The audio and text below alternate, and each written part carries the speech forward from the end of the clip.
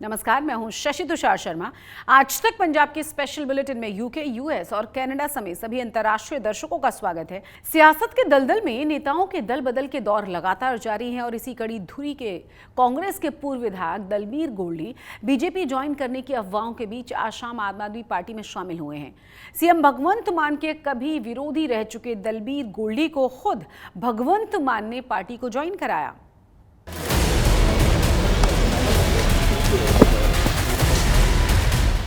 पंजाब में लोकसभा की आधे से अधिक सीटों पर उम्मीदवारों का ऐलान हो चुका है। बावजूद इसके नेताओं के दल बदल का सिलसिला थमता नहीं दिख रहा है। धुरी से कांग्रेस के पूर्व विधायक दलबीर गोल्डी सियासी हवा का रुख भांपकर आज आम आदमी पार्टी में शामिल हो गए। सीएम भगवंत मान ने दलबीर गोल्डी को पार्टी में शामिल करवाया है। इस दौरान उनके साथ संगरूर से आम आदमी पार्टी के कैंडिडेट गुरमीत सिंह मीत हेयर भी साथ दिखे। ਅੱਜ बड़ा खास दिन है ਜਦੋਂ ਆਮ ਆਦਮੀ ਪਾਰਟੀ ਦੇ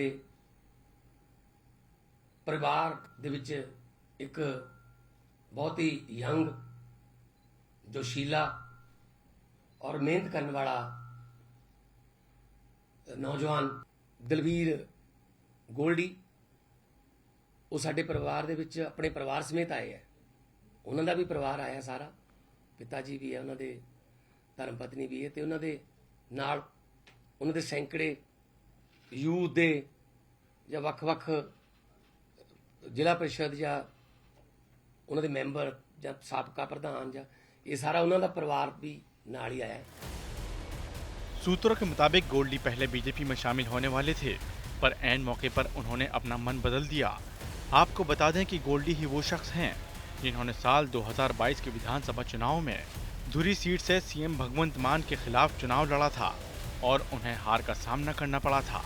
हालांकि उस वक्त भी भगवंत मान के बाद दूसरे नंबर पर सबसे ज्यादा वोट उन्हें ही मिले थे कि उन्हां दी टीम का हिस्सा बन के आपदे लोकां दी आवाज़ नूं बुलंद कर सके ते हर वो मुमकिन कोशिश कर सके जिहड़ी अज नौजवान सोचते ने, उम्मीद करते ने। मेरे नाल मेरे परिवार, मेरे पिता जी, मेरियां भैणां, मेरी वाइफ, सारे साडे जिला परिषद मैंबर साहबान, सरपंच साहबान तुसीं इत्थे मेरे नाल अज ज्वाइन कर रहे ने। सियासत भी शतरंज की माफिक संभावनाओं का खेल है, जिसे जहां अवसर और मौका दिखता है वो वहां पलटी मार जाता है। गोल्डी भी टिकट कटने के बाद कुछ ऐसी संभावनाओं की तलाश में थे, क्योंकि बीते दिनों जब सुखपाल खेहरा के नाम का ऐलान किया गया था तो दलबीर गोल्डी को मनाने के लिए खेहरा समेत पार्टी के कई नेता उनके घर आए थे और ये कहा जा रहा था कि वो मान गए हैं। पर अब जब दलबीर गोल्डी को सियासत में नई संभावनाएं दिखीं तो उन्होंने भी दूसरे नेताओं की तरह दुश्मन को गले लगा लिया। बड़ी बात तो ये है कि वहाँ पे हमारे इतना ग्रुपिज्म है कि काम करने वाले जो मेरे जैसे नौजवान साथी हैं या पुराने वर्कर्स हैं, उनका एक तरह से वो बेवकूफ़ बनाने वाली बात है। क्योंकि लास्ट इलेक्शन जो मैंने कॉन्टेस्ट की थी 2022 में लोकसभा की, उस समय कोई भी लीडर इलेक्शन कॉन्टेस्ट करने के लिए रेडी नहीं था, क्योंकि बिल्कुल क्लियर था कि आपने हारना है। तो मेरे को मौका दिया गया इलेक्शन कॉन्टेस्ट करने का। मुख्यमंत्री भगवंत मान ने हार स्वीकार कर ली आ। जे वो कहंदा एक पासे कि 13-0 जित रहा मैं पंजाब दे विच, ते फिर गोल्डी की लोड़ पैगी। ਜਿਹੜਾ ਗੋਲਡੀ ਧੂਰੀ ਤੋਂ ਹਾਰਿਆ ਹੋਇਆ ਸੀਗਾ, ਜਿਹੜਾ ਗੋਲਡੀ ਸਿਰਫ 75,000 ਵੋਟ ਪਈ ਪਾਰਲੀਮੈਂਟ ਵਿੱਚ ਜਿਮਨੀ ਚੋਣ 'ਚ, ਇਹਦਾ ਮਤਲਬ ਭਗਵੰਤ ਮਾਨ ਇੰਨਾ ਕਮਜ਼ੋਰ ਹੋ ਗਿਆ ਅੰਦਰੋਂ, ਇੰਨਾ ਡਰ ਚੁੱਕਾ ਵਾ, ਇੰਨਾ ਕਾਇਰ ਬਣ ਗਿਆ ਵਾ ਕਿ ਇਮੀਡੀਏਟ ਰਾਈਵਲ ਜਿਹੜਾ ਧੂਰੀ ਤੋਂ ਉਹਦੇ ਨਾਲ ਇਲੈਕਸ਼ਨ ਲੜਿਆ ਵਾ ਉਹਨੂੰ ਉਹਦੀ ਲੋੜ ਪੈ ਗਈ ਆ। ਇੱਥੋਂ ਤੁਹਾਨੂੰ ਪਤਾ ਲੱਗ ਗਿਆ ਕਿ ਆਮ ਆਦਮੀ ਪਾਰਟੀ ਦੇ ਜਿਹੜੇ ਹਾਲਾਤ ਨੇ ਉਹ ਬੜੇ ਨਾਜ਼ੁਕ ਤੇ ਕਮਜ਼ੋਰ ਹੋ ਗਏ। बहरहाल अब देखना यह होगा कि दलबीर गोल्डी आम आदमी पार्टी ज्वाइन करने के बाद सियासी समीकरणों में हुए बदलाव से चुनाव में किसे फायदा और किसे नुकसान। संगरूर से बलवंत सिंह विक्की के साथ आज तक ब्यूरो। लुधियाना से टिकट मिलने के बाद पंजाब कांग्रेस के प्रधान अमरिंदर राजा वड़िंग ने आज तक कोई इंटरव्यू में कई सारी बातों को लेकर खुलासा किया है, जिसमें रवनीत बिट्टू से लेकर दलबीर गोल्डी पर जमकर भड़ास उन्होंने निकाली है। राजा वड़िंग ने कहा है कि उनकी लड़ाई वफादारी बनाम गद्दारी की है। आज तक संवाददाता असीम बस्ती से खास बातचीत में उन्होंने और क्या कहा है, आप खुद देख लीजिए। पंजाब में लोकसभा जो इलेक्शन है उसका माहौल सरगर्म है और हमारे साथ है पंजाब कांग्रेस प्रेसिडेंट और लुधियाना से जो कैंडिडेट बने हैं अमरिंदर सिंह राजा वड़िंग। वड़िंग साहब, इलेक्शन कैंपेन अब ऑलमोस्ट चल रहा है और 1 महीना रह गया पंजाब के इलेक्शन को, लेकिन सेटबैक लगा आज दलवीर गोल्डी चले गए छोड़कर। देखो, गोल्डी जी गए हैं। नेचुरली कोई व्यक्ति जाता है तो उसका लोग महसूस करते हैं कि क्यों गया है, लेकिन मेरे को लगता है कि गोल्डी ने राजनीतिक आत्महत्या की है। गोल्डी को जब गोल्डी कॉलेज में पढ़ता था यूनिवर्सिटी में पढ़ते को यूथ कांग्रेस में लेकर आए और फिर उन्हें एमएलए का टिकट दिया और एमएलए बने और फिर दोबारा एमएलए का टिकट किया और फिर मेंबर ऑफ पार्लियामेंट का टिकट दिया। मेरे को लगता कि 40-42 साल की उम्र में 40 साल की उम्र में 3 बार टिकट मिल जाना ये कोई छोटी बात नहीं है। और एक आम साधारण परिवार के व्यक्ति को, उनके नौकरी पेशा थे, हमारे जो उनके पिताजी अंकल हैं, और बहुत बड़ा पार्टी ने प्लेटफॉर्म दिया। बहुत से लोग राजनीति में आते हैं, 40-40 साल घूमते रहते हैं, लेकिन टिकट नहीं मिलता है। 117 व्यक्तियों में से एक गोल्डी थे और मैं इसमें कुछ नहीं कहना चाहता। उनको लगा होगा कि मेरे को ज़्यादा अपॉर्चुनिटी मिल सकती है आम आदमी पार्टी से, मेरा फ्यूचर इसमें ज़्यादा अच्छा रहेगा, तो चले गए होंगे, क्या फ़र्क पड़ता है इससे। साहब, हम आपसे बात करते रहे हैं इलेक्शंस में भी, पहले भी, और आप लगातार बोल रहे थे कि मैं चुनाव लड़वाना चाहता हूं, लड़ना नहीं चाहता हूं, लेकिन सडनली आपको लुधियाना से अनाउंस किया गया। क्या स्ट्रेटजी है पार्टी की? So might be Rahul Gandhi feel कि मेरा जर्नल लड़े जाकर, और क्यों लड़े वहां पर। राहुल जी ने पहले तो मेरे को नहीं बोला, जब 6 टिकटें हमने अनाउंस कर दी तो कुछ नहीं कहा कि आपको चुनाव लड़ना है कि नहीं लड़ना, लेकिन लुधियाना पे बात जाकर अड़ गई।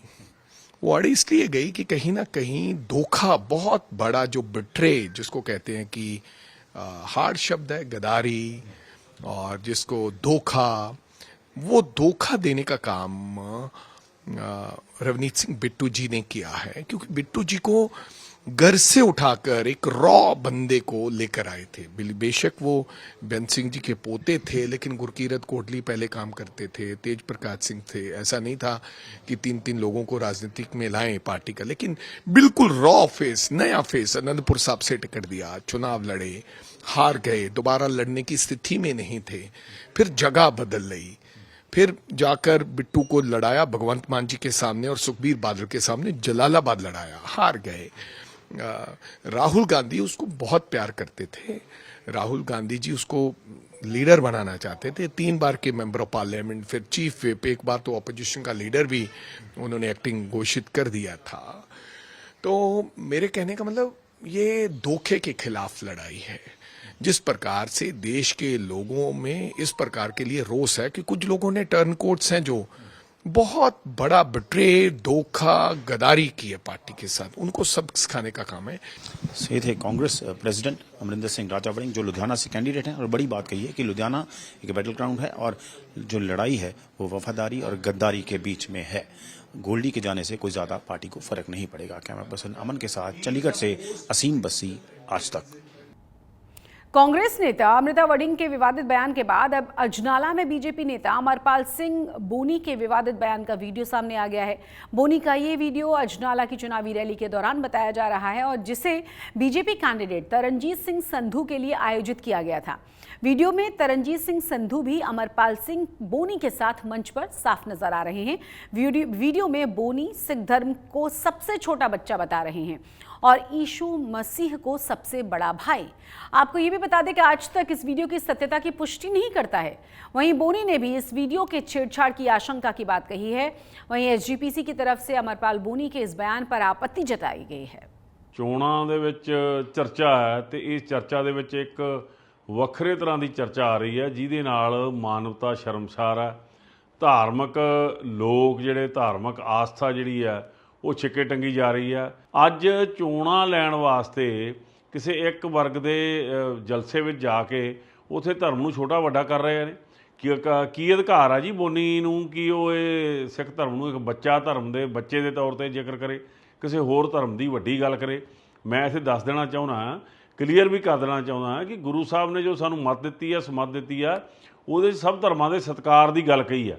ਤੇ ਨਾਲੇ ਧਰਮ ਜਿਹੜੇ ਆ ਉਹ ਆਪਦੇ ਫਲਸਫੇ ਕਰਕੇ, ਉਹਨਾਂ ਦੇ ਸਿਧਾਂਤਾਂ ਕਰਕੇ ਵੱਡੇ ਤੇ ਛੋਟੇ ਹੁੰਦੇ ਨੇ। पंजाब में बीजेपी और किसानों के बीच संघर्ष थमता हुआ नजर नहीं आ रहा। किसान नेता संयुक्त किसान मोर्चा के जो मेंबर हैं बलवीर सिंह राजेवाल, उन्होंने कहा है कि पंजाब में बीजेपी नेताओं का विरोध और ज्यादा तेज हो जाएगा। इसके अलावा बीजेपी के खिलाफ सवाल पूछने वाले 1 लाख पोस्टर्स भी छपवाए जाएंगे, जो अलग अलग गाँव में लगवा दिए जाएंगे। पंजाब में लोकसभा इलेक्शन का कैंपेन चल रहा है, लेकिन हर जगह हमने देखा कि जो रूरल एरियाज है वहां बीजेपी के कैंडिडेट्स का विरोध हो रहा है। आज भी एसकेएम की मीटिंग हुई जिसमें इंपॉर्टेंट डिसीजंस हुए। हमारे साथ एसकेएम के इंपॉर्टेंट मेंबर हैं बलबीर सिंह राजेवाल। राजेवाल साहब, एक इंपॉर्टेंट मीटिंग की आज एसकेएम ने, हालांकि कैंपेन चल रहा है और बीजेपी के कैंडिडेट्स जो हैं वो ऑलरेडी प्रोटेस्ट फेस कर रहे हैं रूरल एरियाज में खास करके। क्या मीटिंग में आज डिसाइड हुआ है? आज ये डिसाइड हुआ है कि वो उसका फोकस थोड़ा बदलेंगे। जो पहले घेर के उनको सवाल करते थे, वो अब सबको कहा कि और पीसफुल हो, कि बिल्कुल वायलेंट नहीं होना, और इसका फोकस अब गांव पे शिफ्ट कर दो। हर गांव वालों को कहो कि वो घेर के उनके ऊपर सवाल करें। 2-4 दिन में हम यहाँ की रूलिंग पार्टी है आम आदमी पार्टी, उसके लिए सवाल भी भेज रहे हैं, वो भी सवाल करेंगे लोग। तो एक दूसरा जो बीजेपी चाहती है कि इसको शक्ल बदल के जातिवाद या धर्म का नाम दिया जाए, ऐसा हम कतई नहीं होने देंगे। किसी भी धार्मिक स्थान में हम उनको रोकने का हमने कोई फैसला नहीं किया, ना हम रोकेंगे, ना किसी जातिवाद फैलाने की उनको इजाजत देंगे। गांव में जितने लोग रहते हैं, हमारे ही मजदूर भाई थे जो हमारे साथ, जो वो वहाँ दिल्ली में हरास हो रहे थे। तो हमने ये फोकस इसलिए चेंज कर दिया कि यहाँ के सीधा गांव में जब जाएंगे, सारे लोग वहाँ उनको घेर के सवाल करेंगे और झगड़ा नहीं करेंगे, कोई वायलेंट नहीं होगा। कुछ पोस्टर्स भी बनवा रहे हैं, कह रहे हैं कुछ 1 लाख पोस्टर छपवाया है जो गांव-गांव भेजेंगे, जो 11 सवाल है। और 2-4 दिन में हम आम आदमी पार्टी के लिए, क्योंकि वो यहाँ की रूलिंग पार्टी है, उसके सवाल भी लिख के भेज रहे हैं, वो भी लोग सवाल करेंगे। तो आने वाले दिनों में देख सकते हैं कि बीजेपी को तो क्यों प्रोटेस्ट फेस करने पड़ रहे हैं, तो आम आदमी पार्टी भी जो है प्रोटेस्ट फेस करेगी। बीजेपी को गांव में घुसने से लोग रोकेंगे, इतना हम तैयारी किए हुए हैं। और यही नहीं, सारे देश में ये तैयारी हो रही है। और ये भी फैसला किया कि जब प्राइम मिनिस्टर, होम मिनिस्टर जब वो आएंगे यहाँ पंजाब में दौरे पे, तो उनका भी विरोध पीसफुली किया जाएगा। तो आम आदमी पार्टी के खिलाफ अब लामबंदी हो रही है। दोनों को सवाल करेंगे, क्योंकि इन्होंने भी जो गलत किया है इनके ऊपर भी सवाल करेंगे। लेकिन भाजपा ने तो जो हमारे साथ, देखो डेमोक्रेसी है, मेरा राइट है, मैं पीसफुल प्रोटेस्ट कर सकता हूँ, मेरा राइट है, मैं अपनी राजधानी जा सकता हूँ, मेरा राइट है, मैं नेशनल हाईवे पे पीसफुली जा सकता हूँ। ये इसका हनन किसने किया? बीजेपी ने हमारे सामने 7-7 लेयर्स के बैरिकेड खड़े किए, कील गाड़े। और मैंने जो जुडिशियल इंक्वायरी हो रही है, मैंने वहाँ जज साहब से बोला कि हरियाणा सरकार ने तो 2 बार कर दिया, पहले भजनलाल के जमाने में, अब दूसरी बार अब सारे पंजाब को देश से कट ऑफ कर दिया। ऐसी भावना पैदा करने की कोशिश की जैसे यहाँ फॉरेनर्स रहते हैं। ये देश विरोधी कानून काम जो किया भाजपा की सरकार ने, उसके खिलाफ सख्त कार्रवाई होनी चाहिए। सलमान फायरिंग मामले में एक आरोपी ने पुलिस कस्टडी में सुसाइड किया है। मृतक का नाम है अनुज थापन, जो फजिल्का का रहने वाला था। अनुज पर शूटर्स को हथियार मुहैया कराने का आरोप लगाया गया था। सुसाइड की खबर आने के बाद अब परिजनों ने इस मामले में पुलिस पर मर्डर के आरोप लगाए हैं।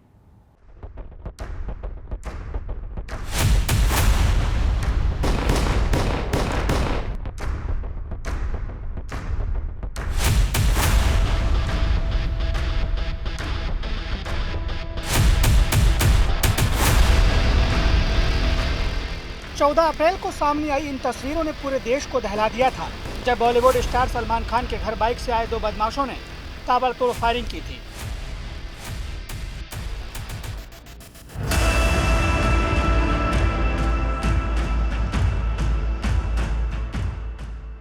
लेकिन अब इस वारदात के 17 दिन बाद इस मामले में आए एक नए ट्विस्ट ने हर किसी को चौंका दिया है। ट्विस्ट ये है कि इस केस के अहम आरोपी ने मुंबई पुलिस की हिरासत में ही फंदे से लटक कर खुदकुशी कर ली है। ये वो शख्स है जिसे मुंबई पुलिस ने शूट आउट के सिलसिले में पंजाब के फाजिल्का से गिरफ्तार किया था।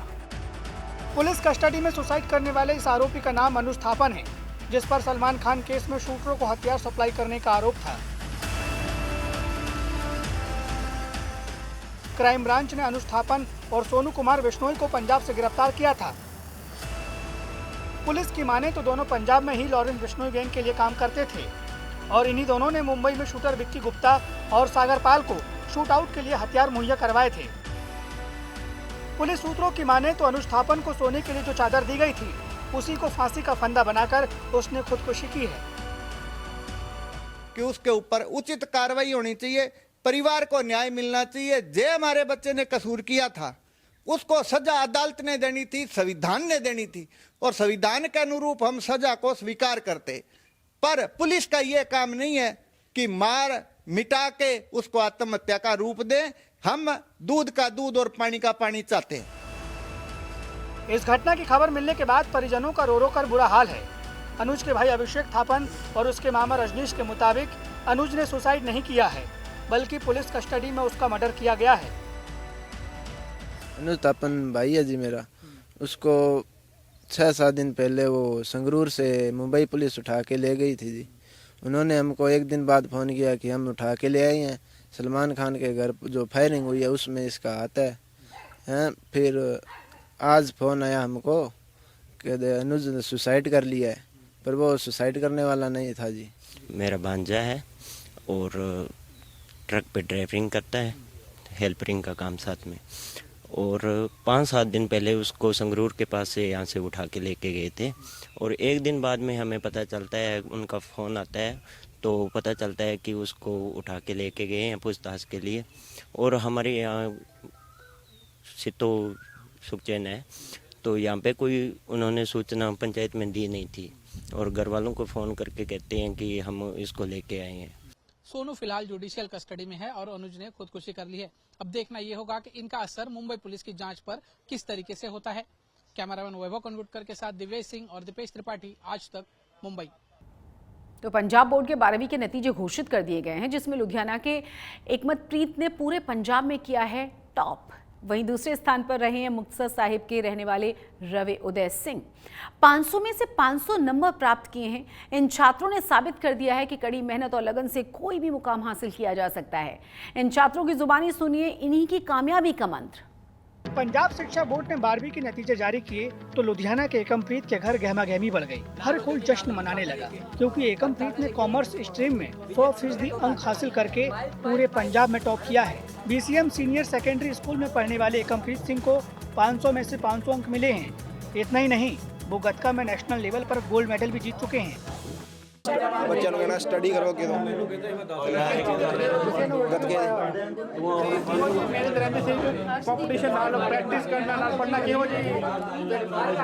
दोनों पासे बराबर ध्यान दिंदा सी ते गतके वाल भी ध्यान सीगा, इत्थे भी स्टडी करदा सीगा ते आपे वधिया हो गया।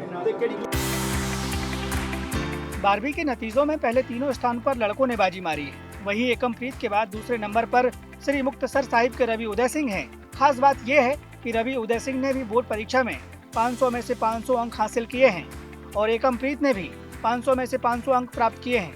लेकिन मेरिट नियमों के अनुसार कम उम्र वाले एकमप्रीत को पहले पायदान पर रखा गया है। रवि के माता पिता सरकारी स्कूल में टीचर हैं और वो खुद सेना में अफसर बनना चाहते हैं। ਵਧੀਆ ਮਹਿਸੂਸ ਕਰ ਰਹੇ ਹਾਂ। ਅੱਗੇ ਆਪਣਾ ਸੁਪਨਾ NDA ਦੇ ਵਿੱਚ ਆਰਮੀ ਆਫੀਸਰ ਬਣਨ ਦਾ ਹੈਗਾ। ਨਾਲ ਗੇਮ ਵੀ ਜਾਰੀ ਰੱਖਣਾ ਚਾਹੁੰਦਾ ਮੈਂ ਤੇ ਬਸ ਨਾਲ ਇਸ ਦੇ ਵਿੱਚ ਸਾਰਿਆਂ ਨਾਲੋਂ ਵੱਡਾ ਯੋਗਦਾਨ ਮੇਰੇ ਸਾਰੇ ਪਰਿਵਾਰ ਦਾ ਹੀ ਹੈ ਜੀ ਤੇ ਖਾਸ ਕਰਕੇ ਮੇਰੇ ਮੰਮਾ ਪਾਪਾ ਦਾ ਯੋਗਦਾਨ ਹੈਗਾ। ਉਹਨਾਂ ਨੇ ਮੈਨੂੰ ਬਹੁਤ ਮੋਟੀਵੇਟ ਕੀਤਾ ਪੜ੍ਹਨ ਲਈ ਵੀ ਖੇਡਣ ਲਈ ਵੀ ਜਦੋਂ ਖੇਡਣ ਦਾ ਟਾਈਮ ਸੀ ਖੇਡਣ ਲਈ ਮੋਟੀਵੇਟ ਕਰਦੇ ਤੇ ਪੜ੍ਹਨ ਦਾ ਸੀ ਪੜ੍ਹਨ ਵਾਸਤੇ ਤੇ ਸੋਸ਼ਲ ਮੀਡੀਆ 'ਚ ਐਕਟਿਵ ਟਾਈਮ ਹੀ ਨਹੀਂ ਮਿਲਦਾ ਸੀਗਾ ਇੰਨਾ ਵੀ ਖੇਡਣਾ ਵੀ ਸੀ स्टडीज़ भी मैनेज करनियां सीगियां तां सोशल मीडिया ते टाइम ही नहीं मिलता सीगा। कामयाबी की एक और तस्वीर फरीदकोट से आई है, जहां रेलवे स्टेशन पर चाय बेचने वाले की बेटी ने पूरे जिले में टॉप किया है। घर वालों का नाम रोशन किया है। सिया ने बोर्ड परीक्षा में पंजाब भर में 51 बार और जिले में पहला स्थान प्राप्त किया है। खास बात यह भी है कि सिया पहली लड़की है जो सरकारी कन्या स्कूल में मेरिट लिस्ट में आई है। 1970 के बाद से आज तक इस स्कूल की कोई भी छात्रा मेरिट लिस्ट में नहीं आई थी। मैंने +2 में 493 मार्क्स लिए हैं 500 में से और 98.60% मेरी परसेंटेज आई है और पंजाब में पूरा 51st रैंक आया है मेरा। स्कूल में फर्स्ट आया रैंक। अच्छा लग रहा है, मतलब सेल्फ स्टडी की है मैंने, कोई ट्यूशन नहीं रखी थी एग्ज़ाम के टाइम पे जितना टाइम दिया जाता था पूरा स्टडी को दिया। सिया ने अपनी सफलता का श्रेय माता पिता के साथ साथ स्कूलों के टीचरों को दिया है। वहीं सिया की छोटी बहन ने भी 8वीं की परीक्षा में 92% अंक हासिल करके कामयाबी के इस जश्न को दोगुना करने का काम किया है। पंजाब शिक्षा बोर्ड में अव्वल आए इन छात्रों ने साबित कर दिया कि मेहनत और लगन से कोई भी मुकाम हासिल किया जा सकता है। मुक्तसर साहिब से अशफाक डुड्डी और फरीदकोट से प्रेम पासी के साथ आज तक ब्यूरो।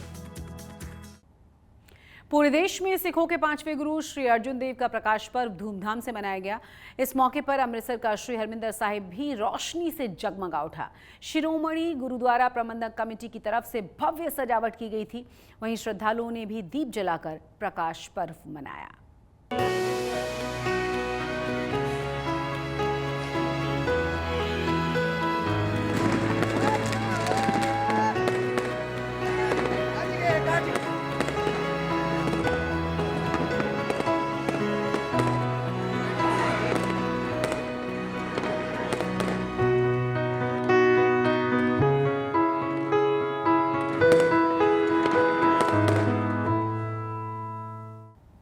आज तक पंजाब में आज के लिए बस इतना ही, लेकिन देश और दुनिया की तमाम बड़ी और अहम खबरों के लिए आप देखते रहिए आज तक।